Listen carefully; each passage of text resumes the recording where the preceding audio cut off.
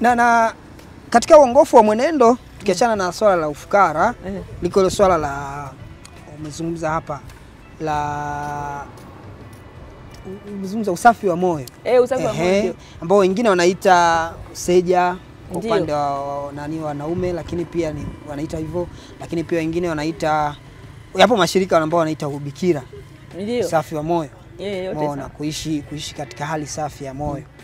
Sijui tunaizungumza namna gani hii, maana ipo kwa namna tofauti tunapozungumzia usafi wa moyo, lakini pia kuna hali ya kuishi kwanza yale maisha, lakini kuna hali ya kujitolea kukubali kuishi yale maisha katika hali ya usafi wa moyo. Kama shirika la Benediktini, hii nadhiri inakuwa iko katika namna gani hapa kwa mtu ambaye anakuwa iko tayari kujitoa kuishi? Yaani unasema usafi wa moyo.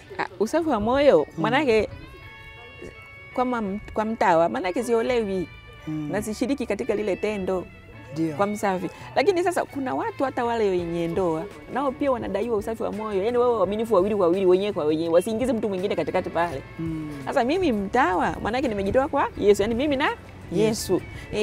Kwa sababu Yesu ndio kiini, ndio kila kitu. Yaani kama ndio mume wangu. Sasa nisimuingize mtu mwingine pale. Nisimuingize pale, ni Yesu. Umenifungua vizuri sana leo. Licho ambacho nilikuwa natamani kukijua. Sasa hapa naanza kuelewa vizuri tunapozungumzia usafi wa moyo.